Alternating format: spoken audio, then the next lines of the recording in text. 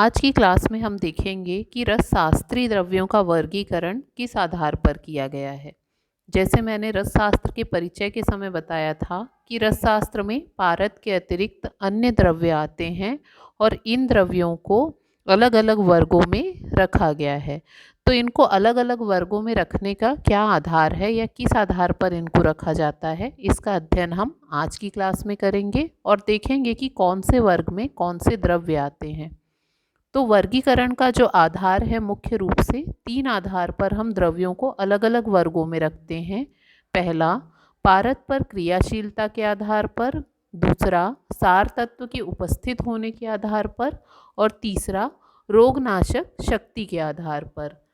तो पारद पर क्रियाशीलता, जब हमने रसशास्त्र का प्रयोजन पढ़ा था तो मैंने बताया था पारद के दो मुख्य कार्य हैं, एक तो लोहवाद और दूसरा देहवाद। लोहवाद में हम अमूल्यवान धातु से मूल्यवान धातु का निर्माण करते हैं और देहवाद में हम इससे औषध निर्माण करते हैं।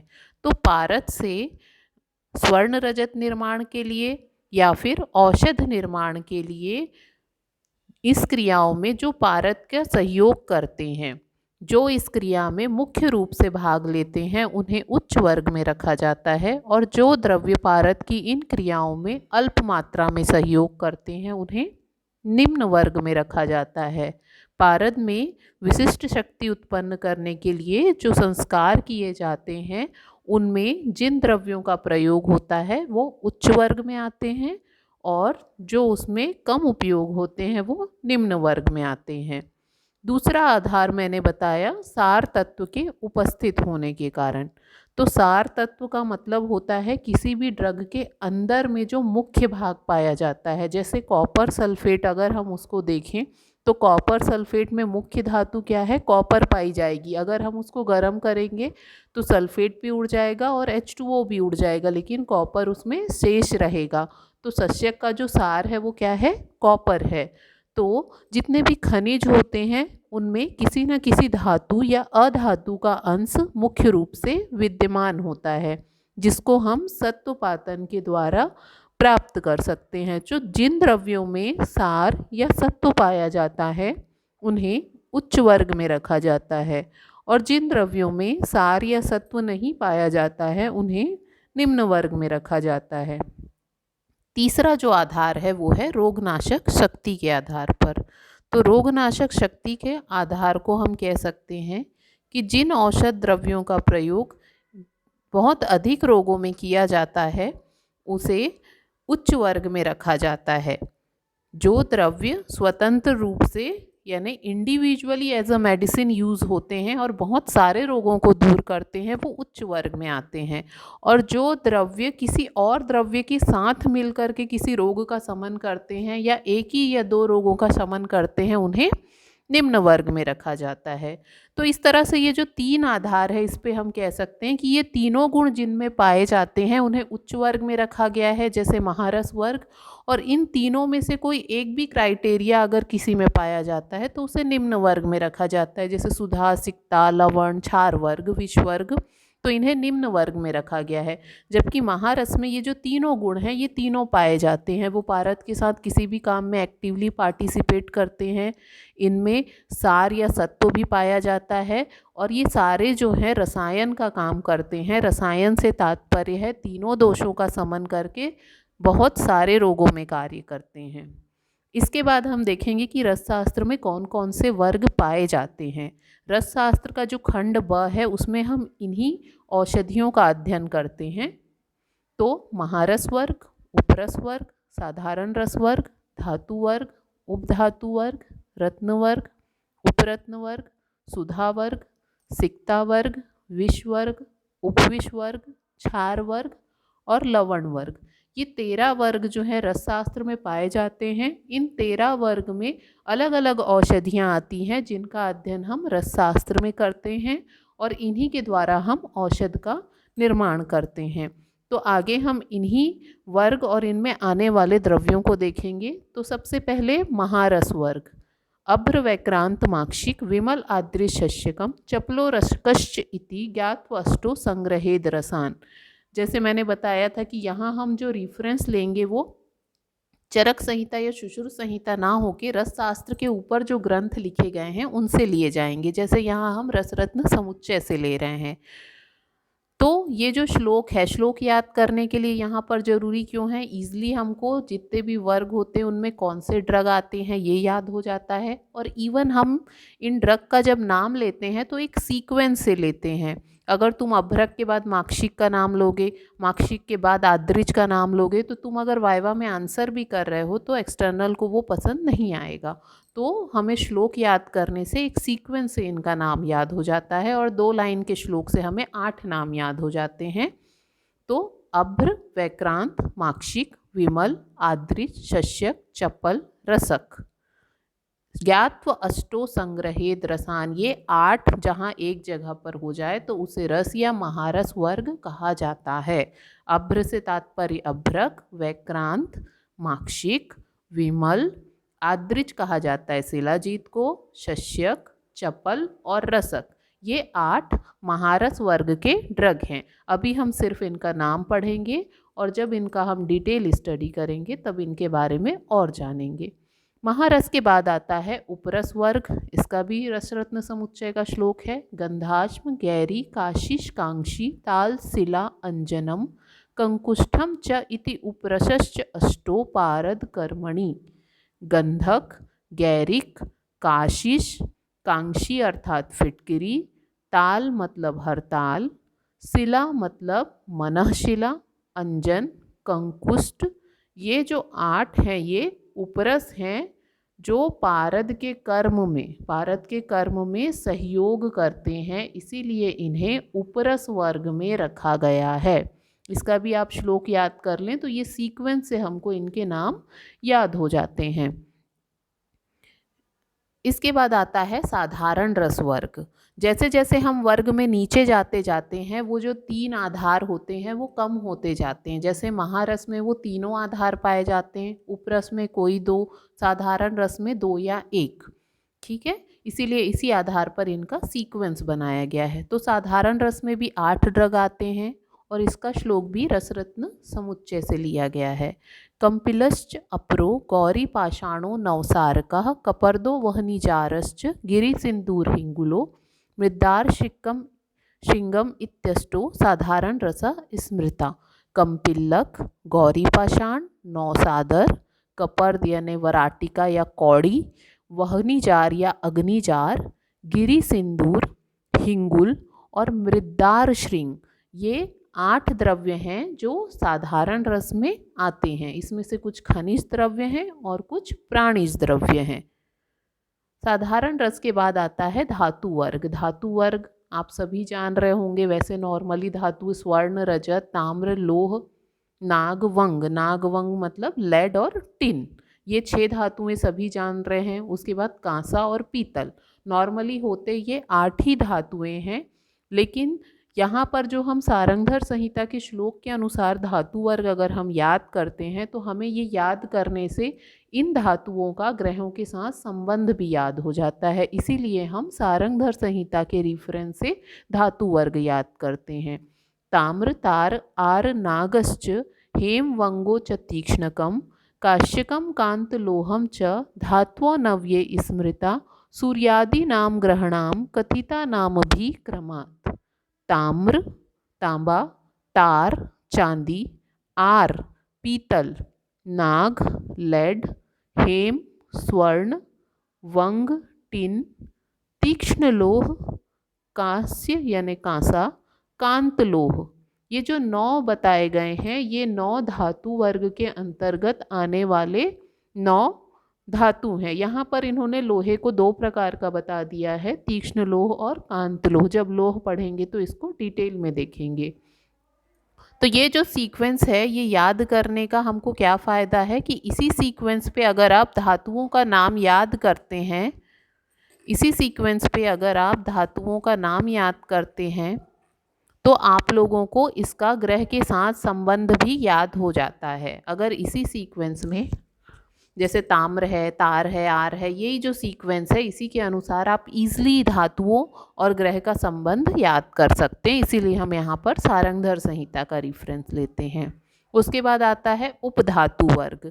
जितना धातु वर्ग का महत्व है उतना उपधातु वर्ग का नहीं है, सिर्फ हमें इसके नाम पता रहने चाहिए कि कौन कौन से द्रव्य उपधातु वर्ग में आते हैं। उपधातु यानी धातु के समीप, इसमें वे द्रव्य आते हैं जिनके अंदर कोई ना कोई धातु पाया जाता है। तो स्वर्णमाक्षिक, विमल, शस्यक, कांस्य, पीतल, गिरि सिंदूर और शिलाजीत, ये 7 द्रव्य जो हैं ये उपधातु वर्ग में आते हैं। धातु वर्ग के बाद आता है रत्न वर्ग। सभी ने 9 रत्न सुना होगा, तो रत्न वर्ग में 9 द्रव्य या 9 रत्न आते हैं। इसका भी जो श्लोक है हमने रसरत्न समुच्चय से लिया है, और इसका श्लोक भी अगर आप इसी सीक्वेंस में याद करते हैं तो आपको रत्न और ग्रह के संबंध का ज्ञान हो जाता है, जैसा कि धातु वर्ग में होता है। माणिक्य मुक्ता फल विद्रुमाणी, ताक्ष्यम च पुष्पम भीदुरश्च नीलम, गोमेदकश्च अथ विदूरकश्च, क्रमेण रत्नानि 9 ग्रहाणाम। लास्ट में कहा उन्होंने क्रमेण रत्नानि, अगर इसी सीक्वेंस से रत्नों का नाम याद करो तो 9 ग्रहाणाम, 9 ग्रह के साथ उसका हमको संबंध पता चल जाता है। तो कौन कौन से रत्न हैं? माणिक्य यानी मानिक, आप सभी जान रहे हैं। मुक्ता मतलब मोती, विद्रुम मतलब प्रवाल या मूंगा, ताक्ष मतलब होता है पन्ना, पुष्प यानी पुखराज, भीदुर मतलब हीरा, नीलम नीलम ही है, गोमेद और विदूरक या वैदूर्य। तो ये जो 9 रत्न हैं इनका सीक्वेंस से नाम बताया है और इसी सीक्वेंस से इनका ग्रह के साथ संबंध है। ठीक है, तो रत्न वर्ग हो गया। रत्न वर्ग के ही समान आता है उपरत्न वर्ग, जिसमें रत्न वर्ग से कम गुण पाए जाते हैं, और इसका भी रसशास्त्र में ज़्यादा इम्पोर्टेंस नहीं है, इसीलिए सिर्फ हमको उपरत्न के नाम याद करने हैं, जैसे हम उपधातु के नाम याद करेंगे। तो उपरत्न वर्ग में आता है वैक्रांत, सूर्यकांत, चंद्रकांत, राजावर्त, पैरोजक और स्फटिक। ठीक है, ये जो 6 हैं ये उपरत्न के अंदर आते हैं। उपरत्न वर्ग के बाद आता है सुधा वर्ग और सिक्ता वर्ग। तो पहले देखते हैं हम सुधा वर्ग। तो सुधा वर्ग का नाम सुधा इसलिए रखा गया है कि इसमें जितने भी ड्रग आते हैं उनमें सुधा पाया जाता है। तो सुधा का एक मतलब तो चूना होता है, और सुधा का एक और तात्पर्य होता है कैल्शियम। तो जिन भी ड्रग में, चाहे वो खनिज हो, प्राणिज हो, अगर उनमें कैल्शियम पाया जाता है तो उसे हम सुधा वर्ग में रखते हैं। इसीलिए क्या लिखा मैंने, इन द्रव्यों में मुख्य रूप से कैल्शियम पाया जाता है। तो 12 ऐसे ड्रग हैं जिनमें कैल्शियम पाया जाता है। इसके अलावा और 1-2 ड्रग हैं जो दूसरे वर्गों में आते हैं, तो उन्हें सुधा वर्ग में रखा गया है। मुख्य रूप से ये 12 का हम अध्ययन करते हैं। सुधा मतलब चूना, खटिका यानी चौक, सफ़ेद सूरमा, गोदंती यानी जिप्सम, मृगश्रृंग यानी हिरण की सींग, सुक्ति आप सभी जानते होंगे, सुतई जो, शंख ये भी आप सब जानते हैं, संबुक जो आप रेत में छोटे छोटे शंख देखते हैं वो संबुक, समुद्र फेन, कूर्म पृष्ठ कछुए की जो पीठ होती है, अज अस्थि, अज मतलब बकरी, अस्थि मतलब हड्डी, बकरी की हड्डी, कुक्कुटांड त्वक, कुक्कुट किसको बोला है हमने, मुर्गे या मुर्गी को, और उसके अंडे का छिलका, अंडे का छिलका भी सुधा वर्ग में आता है। तो इस तरह से आप देखोगे सुधा वर्ग में जितने भी ड्रग आते हैं सभी में कैल्शियम पाया जाता है, या तो कैल्शियम कार्बोनेट होता है, या कैल्शियम फॉस्फेट होता है, या कैल्शियम सल्फेट फॉर्म में होता है। तो ये जो 12 ड्रग हैं ये सुधा वर्ग में आते हैं। उसके बाद आता है सिक्ता वर्ग। जिस प्रकार सुधा वर्ग में कैल्शियम पाया जाता है उसी प्रकार सिक्ता वर्ग में सिलिकेट पाया जाता है, यानी सिलिकॉन पाया जाता है। तो इनका भी हमको सिर्फ नाम याद रखना है कि सिक्ता वर्ग में 4 द्रव्य आते हैं, बद्राश्म, कौशेयाश्म, दुग्धपाषाण और नागपाषाण। सिर्फ नाम याद करना है, और इन चारों में क्या पाया जाता है, तो सिलिकेट पाया जाता है। इसके अलावा 2 और वर्ग हैं, क्षार वर्ग और लवण वर्ग।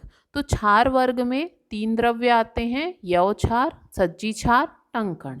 इसमें भी हम टंकण की डिटेल स्टडी करते हैं, यव क्षार और सज्जी क्षार की नहीं करते हैं। तो क्षार वर्ग में 3 ड्रग आए हैं। आगे जब परिभाषा प्रकरण पढ़ेंगे तो जब हम क्षार त्रय बोलते हैं तो ये तीनों उसके अंदर आते हैं। नेक्स्ट है लवण वर्ग। तो लवण वर्ग में 5 नमक आते हैं। अगर आपने परिभाषा प्रकरण पहले पढ़ा होता तो लवण जो होते हैं, पंच लवण 5 प्रकार के होते हैं। सैंधव लवण, सौवर्चल लवण, रोमक लवण, विड लवण और सामुद्र लवण। तो इनका अध्ययन हम लवण वर्ग में करते हैं। नेक्स्ट जो आते हैं वो हैं विष वर्ग और उपविष वर्ग। ये भी किसी प्रकार से पारद की क्रिया में कार्य करते हैं या फिर हेल्प करते हैं, इसीलिए इनका अध्ययन भी हम रसशास्त्र में करते हैं। इन दोनों वर्ग में आने वाली जितनी भी औषधियाँ हैं ज़्यादातर वनस्पति हैं। इनका अध्ययन तुम द्रव्य गुण में तो करोगे ही करोगे, लेकिन उनके विषाक्त प्रभाव का और उनको दूर करने का, शोधन का अध्ययन हम रसशास्त्र में करते हैं। इसके अलावा जब तुम 3rd ईयर में अगत तंत्र पढ़ोगे वहाँ पर भी हम इनका अध्ययन करते हैं। तो इनके भी श्लोक रसतरंगिणी ने बताए हैं। तो सबसे पहले विष वर्ग देखो। हालाहल कालकूट श्रृंगकश्च प्रदीपनः सौराष्ट्रिको ब्रह्मपुत्रो हारिद्र सक्तुकस्तथा वत्सनाभ इति गेया विषभेदा अमीनवः। हालाहल, कालकूट, श्रृंगक, प्रदीपन, सौराष्ट्रिक, ब्रह्मपुत्र, हारिद्र, सक्तुक, वत्सनाभ, ये 9 विष वर्ग के द्रव्य हैं। इनमें से 8 तो प्राप्त नहीं होते हैं, सिर्फ वत्सनाभ आपको प्राप्त होता है और उसी का उपयोग हम चिकित्सा में करते हैं। तो विष वर्ग भी इम्पॉर्टेंट है, इसका श्लोक भी इम्पॉर्टेंट है और इसमें 9 द्रव्य आते हैं जिसमें से वत्सनाभ पाया जाता है, जिसका उपयोग हम औषध के रूप में करते हैं। नेक्स्ट है उपविष वर्ग, जिसमें विष वर्ग से कम गुण पाए जाते हैं लेकिन विषाक्त गुण उनमें भी होता है। इसका भी श्लोक रसतरंगिणी ने बताया है। विषतिन्दुक बीजम च त्वहि फेनश्च रेचकम धत्तूर बीजम विजया गुंजा भल्लातक्य अर्क क्षीरम स्नूहि क्षीरम लांगली करवीरकम समाख्यातो गणोऽयं तु बुधेर उपविशा भिदा। रसतरंगिणी, इसका भी श्लोक याद कर लें तो आपके लिए अच्छा रहेगा। 3 सब्जेक्ट में ये आपके काम आता है, रसशास्त्र, द्रव्य गुण और अगत तंत्र नेक्स्ट ईयर। तो विष तिंदुक, विष तिंदुक बोलने का अर्थ होता है कुचला। इसका फल तिंदु के समान दिखता है लेकिन विष युक्त होता है, इसीलिए इसको विष तिंदुक बोलते हैं। अहिफेन, अहिफेन को अफीम आपने सुना होगा। रेचक, रेचक कहा जाता है जयपाल, जयपाल या जमाल घोटा। देखे होगे किसी को अगर दे देते हैं तो उसको दस्त लग जाते हैं, इसीलिए इसका क्या पर्याय है, रेचक। धतूरा, विजया कहा जाता है भांग को। गुंजा, भल्लातक, अर्क, स्नूही, इन दोनों का दूध जो होता है वो विषाक्त होता है, इसीलिए अर्क क्षीर और स्नूही क्षीर कहा है। लांगली का प्लांट होता है। करवीर या कनेर आप सभी ने देखा होगा। तो ये जो ड्रग हैं ये उपविष में आते हैं। तो इस प्रकार से हमने पढ़ा 13 वर्ग और उसमें आने वाले द्रव्य। इन्हीं द्रव्यों का अध्ययन हम खंड ब में डिटेल में करेंगे, लेकिन वाइवा में मैक्सिममली पूछा जाता है कौन से वर्ग में कौन से ड्रग आते हैं। तो जिनके मैंने श्लोक बताए हैं अगर आप याद कर लें तो आप लोगों के लिए बहुत अच्छा रहेगा। इसको हम नेक्स्ट क्लास में डिटेल में देखेंगे।